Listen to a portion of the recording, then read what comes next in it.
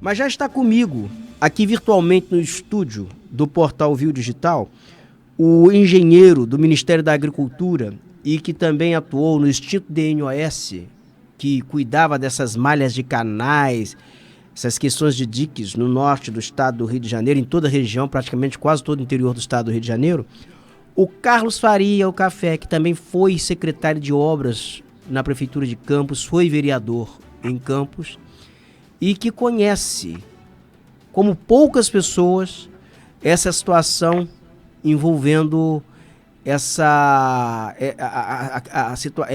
questão hídrica no interior do estado do Rio de Janeiro.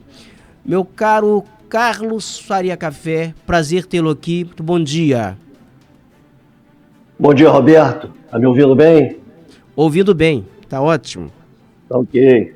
Tá, estou à sua disposição. Ô Café, me explica uma coisa. Você conhece essa malha toda de canais? Campos tem aí uma malha grande de canais de irrigação. O Rio Paraíba do Sul, você conhece toda a sua extensão. E a pergunta que eu lhe faço agora aqui é a seguinte: situações como essa que ocorre nesse momento em Campos, no Rio Paraíba do Sul, em Campos, São João da Barra, como é que se enfrenta essa situação? Existem mecanismos para se atenuar isso? Ou, vamos aqui usar o termo popular, é relaxar e esperar, o Café? Eu sempre falei, Roberto, é o seguinte: existe na engenharia hidráulica, quando você lida com malhas hídricas, nós temos um problema sério e administrar crise. E crise é complicado quando se administra. E quando você começa a ter problemas de enchentes, desses problemas de alagamentos mesmo, né? Que são adversidades climáticas que você passa a ter, e nós estamos tendo aí problemas no país inteiro de diferença de época de chuva. Não existe mais aquela harmonia, aquela que existia antigamente. Ninguém pode saber nem prever qual é o horário da chuva. O que mais importante existe, eu diria mais aqui no nosso problema no Rio Paraíba do Sul, que Campos foi uma cidade, a região nossa foi uma região que foi muito beneficiada na época do DNOS, com as obras hidráulicas que foram feitas aqui. No início foram feitos os canais, depois foram feitas as obras de proteção contra enchentes, porque existia já esses problemas antigos, precisavam fazer isso, porque existia um programa grande de saneamento básico que o governo federal investiu aqui na região nos anos de 1940, 45, por aí. E o DNOS desenvolveu milhões de dinheiro aqui para poder fazer, porque aqui era uma área prioritária para isso.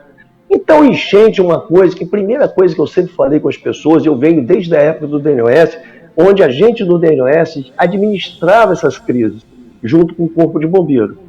Depois, na época de 1992, 93, criou-se a Defesa Civil estadual e depois a municipal. E nessa época eu tive o prazer de ter sido secretário de obra e foi designado na época pelo prefeito para que eu ocupasse a mesma função que eu ocupava no DNOS, quando tivesse essas crises, na prefeitura, que foi assumir a Defesa Civil municipal também, sem ônus. Mas com a experiência que a gente tinha, fizemos um contato junto com o bombeiro e achamos melhor que a gente poderia, através da experiência que já trazia, fazer esse contato e administrar esse problema. E aí nós fizemos esses anos todinhos. Até o DNOS ser extinto em 1990, onde estagnou todas as obras, parou tudo aqui. E o que acontece? O procedimento primeiro inicial é você, pelo menos, você fazer o quê? Analisar, ter conhecimento não só do Rio Paraíba do lugar, mas ter o conhecimento do Rio Paraíba no seu regime total, desde a sua nascente até a foz, nos seus 1.150 quilômetros de rio, entendeu? E já identificar, já saber ao longo desses anos todos, onde são os locais mais atingidos, onde tem as populações mais em risco, entendeu? E aí há que se ressaltar que ao longo desses anos todos, esse problema até foi minimizado, independente de qualquer posicionamento político ou não, mas aqueles programas que foram feitos de casas populares ajudou muito, porque retirou muita gente das margens dos rios, entendeu? Ainda existe? Existe. cabe aos outros poderes continuar dando continuidade a isso, para que a gente possa desocupar dessas áreas de risco as pessoas. Isso aí é uma parte de um planejamento. Esse planejamento compete o quê? E você fazer o quê?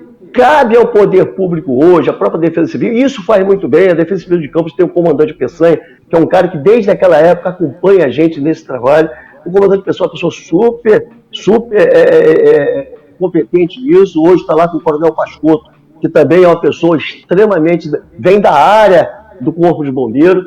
E é interessante que nessa época nós temos que fazer o quê? Nós temos que fazer um trabalho de prevenção. Nós temos que vigiar os diques, nós temos que fazer uma correção direta deles, procurar onde existe problema nesses diques, para não acontecer o que aconteceu agora.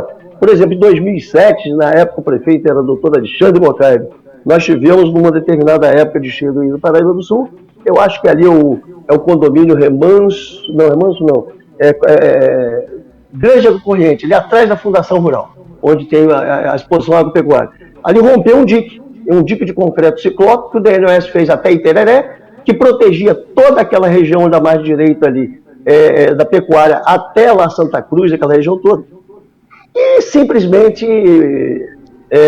pela ignorância ou por falta de fiscalização, nós tivemos um problema sério ali, que tentaram fazer passagens para jet ski dentro do Rio Paraíba do Sul, e eu diria para você, de forma totalmente errada, de forma totalmente fora dos padrões técnicos, e deu no que deu. A pecuária, o Parque Nova Brasília, aqueles condomínios novos que tem ali perto, todos foram inundados, a população perdeu muitos móveis, perdeu muita coisa.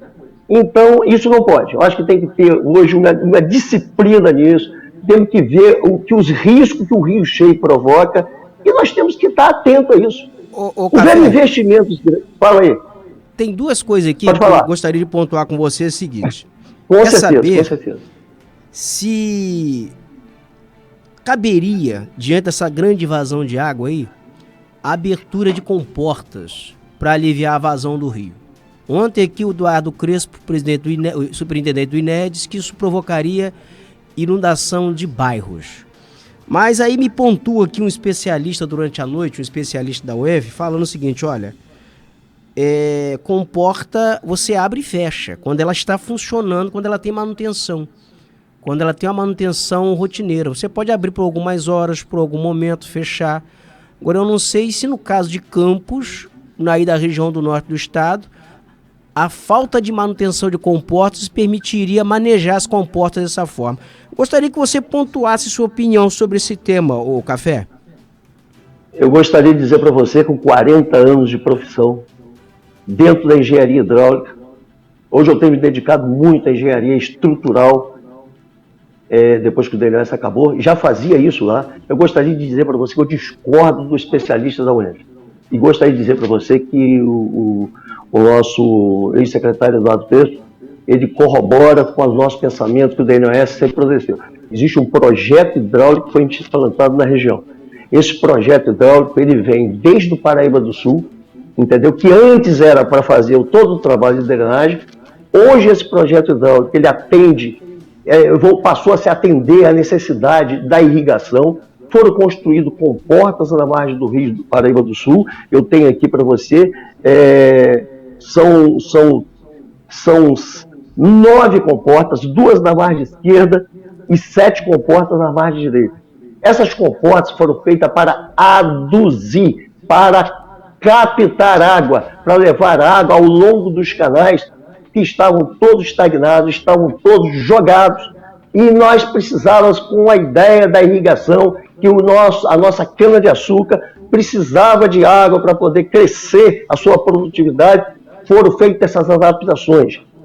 Mas o procedimento técnico correto quando começam os procedimentos de crescimento de água nas bacias do Rio Paraíba do Sul e do Rio Muriaé, onde nós temos, através desse encontro, nós temos um crescimento aqui na cidade de Campos, indo em direção ao São João da Barra, há que se fechar todas as comportas. As comportas que foram construídas, elas não são para poder esvaziar Rio Paraíba. Pelo contrário, é para atender ao setor agrícola conduídos lá, atender a drenagem dos canais da margem direita e da margem esquerda, mas também criar o advento de regularizar o nível dos canais. Se você inserir essa ideia, e que não pode, porque ela vai ser prejudicial à nossa baixada, prejudicial à área da margem esquerda, nós vamos causar inundações enormes, prejudicar muitas comunidades rurais, nós vamos acabar com a nossa agricultura. Então essa ideia é uma ideia que ela é muito voltada para pessoas muito ligadas ao ambientalismo, que defende que a nossa baixada, que a margem esquerda, ela volte a ser os alagadiços de 40, 50 anos atrás. Isso é inadmissível, porque naquela época, quando o DNOS construiu toda a sua malha de canais, que nós drenamos regiões, que nós criamos todas aquelas áreas que se tornaram agricultáveis e que passou a incidir na economia do município através da produção de cana-de-açúcar, nós passamos a ter que entender que esse serviço não poderia voltar mais. É inadmissível. O município de Campos, a região do estado do Rio de Janeiro, passou a contribuir com toda a sua economia com a produção agrícola dessas regiões. Nós combatemos e erradicamos naquela época doenças endêmicas. Quando nós drenamos tudo, nós combatemos malária, tifo, elefantíase, uma série de doenças endêmicas. Entendeu? Então você criar essa ideia, e as pessoas que estão chegando agora e que estão começando a entender isso, que vem ao longo de vários governos municipais, governos estaduais, assumindo essas responsabilidades, elas têm que entender o que foi o projeto hidráulico executado na época.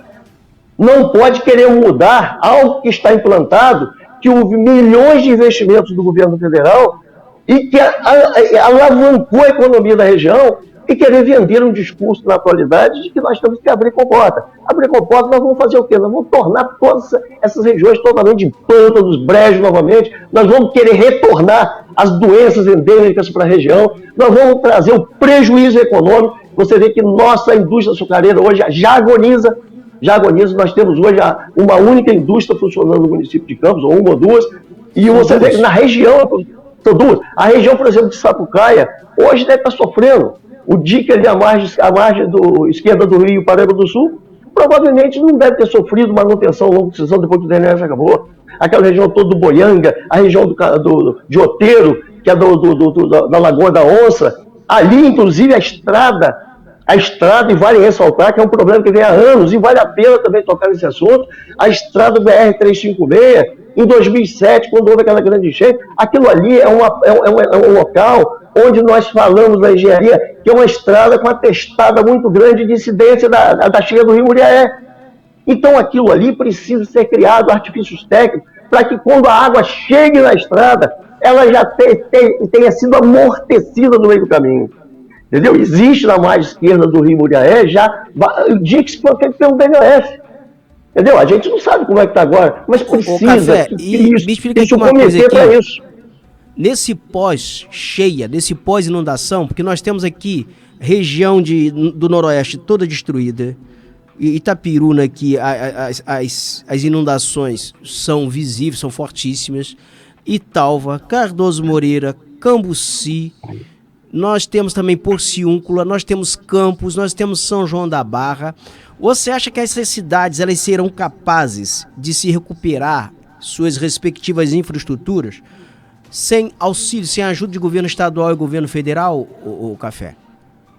Não. Eu entendo da seguinte forma. Quando nós tínhamos o DNOS, o governo federal, ou pelo Ministério do Interior, ou depois, com o advento da irrigação, o DNOS passou a também fazer parte do Ministério da Irrigação. Naquela época existiam verbas específicas para essa área de infraestrutura rural, de infraestrutura hídrica. Existiam programas na época que era para atender essa área de saneamento toda no país inteiro. E isso foi disperso acabou após a extinção do DNOS. O que nós precisamos é criar novamente a importância que esse trabalho exige. Essa importância não pode morrer. Isso é histórico, saneamento básico. Ele é direto. Anualmente você tem que estar aí atento ao saneamento básico. Entendeu? Isso é uma coisa que vai diretamente. a população. Em 2007, eu volto a falar, porque foi um dos problemas maiores que nós tivemos em Campos. Em 2007, a comporta do canal Jacaré, só para te dar um exemplo disso, você vê a dificuldade que nós tivemos que administrar sozinho e com pouca ajuda do governo do Estado. Nós tivemos, claro, estou falando porque eu fui convocado para ir para a linha de frente de forma voluntária, para poder ajudar a estancar todos esses problemas. Eu fui para lá e graças a Deus, foi até em pleno carnaval. Eu fui para lá, como técnico, fui convocado para isso, para poder ajudar. A comporta do canal Jacaré, que sai ali atrás do Colégio Agrícola de Campos, que vai através do canal Jacaré e canal Paraíso, ela se estende até o Parque São Mateus, ela se estende até o fundo do Parque Lebré e Parque Guarulhos.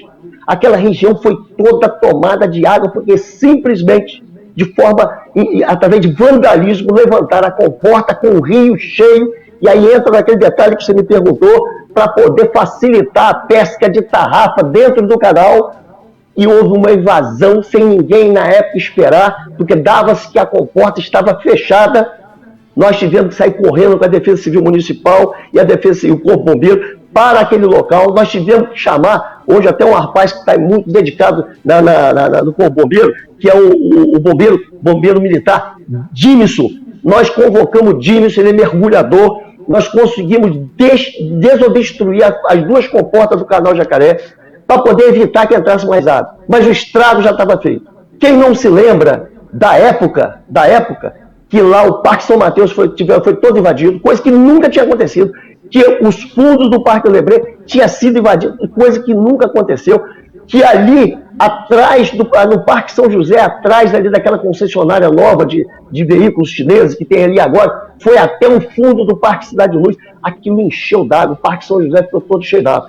Então isso, há uma necessidade grande de se correr atrás para que se recupere isso. Nós não podemos deixar esses diques acabarem, nós não podemos deixar que essas comportas acabem, nós não podemos deixar que o sistema lá da Barra do Furado, que é o sistema para regularizar a entrada da língua salina na Baixada, ela se estrague.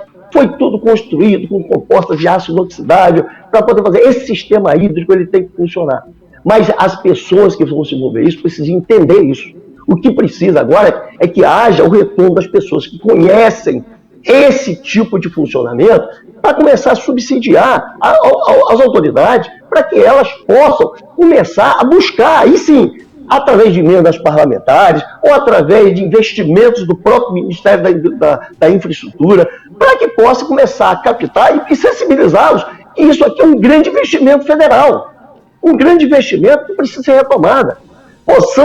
São 389 canais, são quase 1.300 quilômetros de canais, entendeu? Nós temos uma Lagoa Feia, que ela é regulada pela barragem do Canal da Flecha. Com toda essa extensão de canal dependendo de manutenção, né? Canal sem manutenção. As manutenções que são feitas, aí eu digo para você, como ex-técnico do DNRS, nós precisamos ter agora uma estrutura técnica para poder recuperar, para fazer com que eles funcionem na plenitude do qual ele foi projetado. Não basta hoje só a gente fazer o trabalho de tirar mato. Nós temos canais principais, canais adutores, como o canal Coqueiros, como o canal São Bento, o canal Quitinguta, que não tem adução própria, ele recebe água do São Bento, através do canal de ligação. O Café, esse é um problema nesse negócio de limpeza de canal, porque quem está limpando canal em Campos hoje é a Asflucan, uma associação de produtores de cana. Eu não conheço nenhum know-how, não conheço nenhuma espécie de domínio que a Asflucan tenha para comandar a limpeza de canal. Então, eu não conheço. Então, não sei como isso foi parar na mão da Asflucan. Não, eu também não sei. A Asflucan ela é uma entidade que tem ali a defesa dos produtores de cana-de-açúcar, e é o Tito Nojosa, que é o presidente. Eu tive com ele agora há pouco tempo atrás, comentando sobre esse assunto. O que acontece? No sufoco, na emergência, não pode deixar os canais se obstruir e transbordarem na Baixada. Nós não podemos correr mais esse risco de deixar a Baixada salinizar.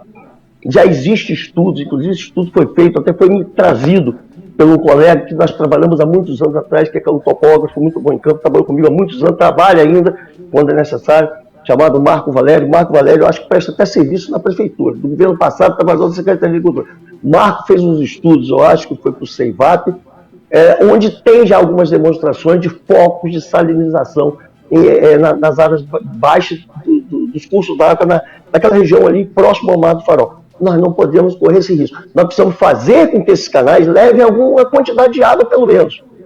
O que eu estou falando é que quando isso começar a ser mentalizado, quando isso começar a ser conscientizado, nós precisamos ter as emergências, sim, mas precisamos sair das emergências e começar a fazer algo de forma mais concreta, de forma técnica. Nós precisamos dar sessão de vazão para os canais. Nós temos que fazer com que eles conduzam como projetado, desde a comporta do Paraíba do Sul até lá na Foz. Entendeu? Que realmente o que está sendo feito faz o quê? Para aliviar o problema. Porque chega uma hora que o produtor rural ele fica agonizando.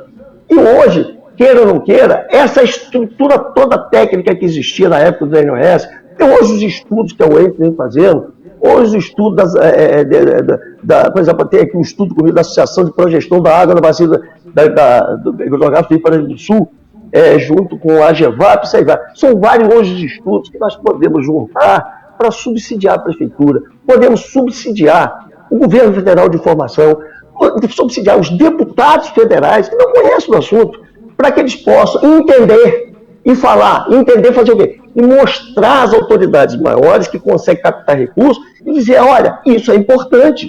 Nós temos que fazer um planejamento futuro para que não percamos o que foi investido na região.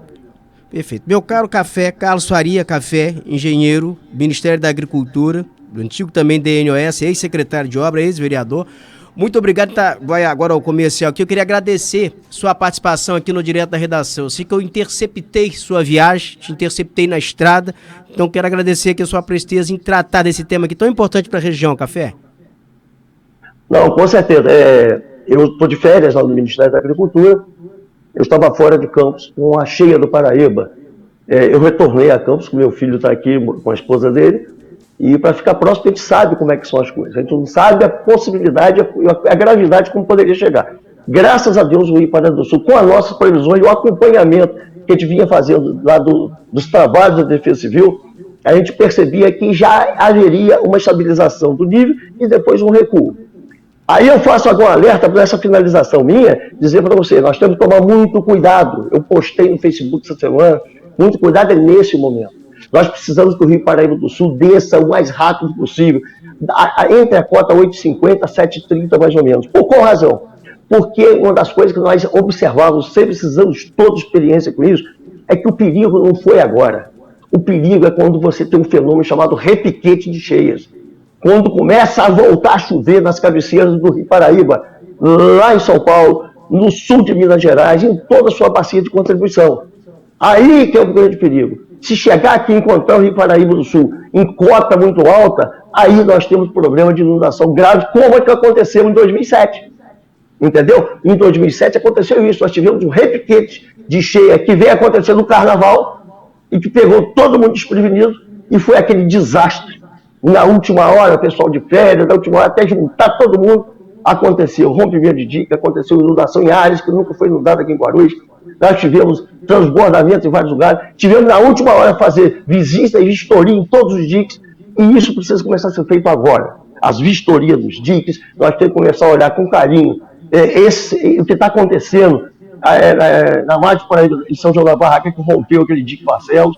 Nós temos que aproveitar e fazer uma vistoria até em Tereré, pela margem direita, nós temos que fazer até lá em perto de Três Vendas, pela margem esquerda, nós temos que olhar tudo isso com carinho. Estudar como foi o que aconteceu, juntar todos esses problemas e fazer com que isso aí traga uma ideia de solução, para que não sejamos pegos de surpresa. Tá bom? Perfeito, Café. Então, eu acho que um abração para você. Um bom dia e obrigado pela atenção também. Muito obrigado. Tá aí a participação do engenheiro Carlos Faria Café.